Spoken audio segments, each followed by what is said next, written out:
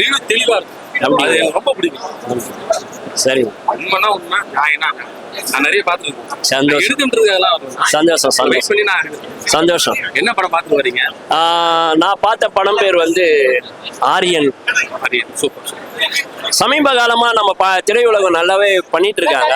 பட்டு ஒரு ஹாலிவுட் ரேஞ்சுக்கு பண்றேன், இல்ல ஹாலிவுட் ரேஞ்ச் எல்லாம் பண்ண தேவையில்ல. இந்தியால இருந்தா இந்தியா ரேஞ்சுக்கே பண்ணலாம். நம்ம ஊர்ல என்ன சாப்பாடு இருக்கோ அதான் விற்கணும். பட்டு ஒரு வித்தியாசமான கதை பண்ணா நல்லா இருக்குமே அப்படின்னு யோசிச்சப்போ இந்த படம் வந்தது எனக்கு ரொம்ப சந்தோஷம். ஏன்னா இன்னைக்கு ஒரு 6 படம் ரிலீஸு. கடவுள் எனக்கு ஒரு நல்ல படத்துக்கு அமைச்சிருக்கிறாரு. என் காசு வேஸ்ட் ஆகலன்னு. ஒருத்தன் ஃபர்ஸ்டே சுட்டுன்னு செத்துடுறான், சைக்கோபேத்து. ஆனா அவன் சொல்றான் அடுத்த 5 நாள்ல நான் 5 கொலை பண்ண போறேன். இந்த கருவே ஒரு வித்தியாசமான கரு. அது அழகா பண்ணியிருக்காங்க. இதை பார்க்க ரொம்ப அழகா இருந்தது.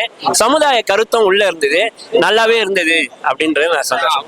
ஹீரோன்னு சொன்னார்னா ராட்சசன் மாதிரி நடிச்சு வராதிங்கன்றது முன்னாடியே வந்து சொல்லிட்டாரு. இல்ல ராட்சசன் வந்து ஒரு பையன், ஒரு சைக்கோ, சின்ன இள வயசு பையன், அது அவங்க அம்மா எல்லாம் சேர்ந்து அந்த மாதிரி பண்ண, அது ஓகே.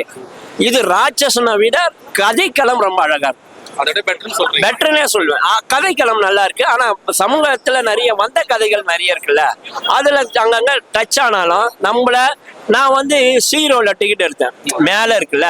ஆனா இன்டர்வல் பிளாக்ஸ்க்கு அப்புறம் நான் வழக்கமா நல்ல படமா இருந்தா இந்த நகம்லாம் கடிச்சிட்டேன். நகம் கடிச்சு பாக்குற தன்மையும் சீட்டு முனையில உட்காந்து பாக்கணும். ஆனா இந்த படம் என்னை வந்து இசட் ரோக்கு வர வச்சு இன்டர்வல் பிளாக்ஸ்க்கு அப்புறம் பார்க்க வச்சது. அது எனக்கு இந்த படம் முன்னேற்றுச்சா நான் கதை உள்ள போயிட்டேனா அப்படின்ற ஒரு சந்தோஷத்தை எனக்கு ஏற்பட்டு. படத்தோட பேரு ஆரியன். அவங்க பையனோட பேரு. நான் வந்து காப்பாத்தணும் சொல்லி தருவேன்.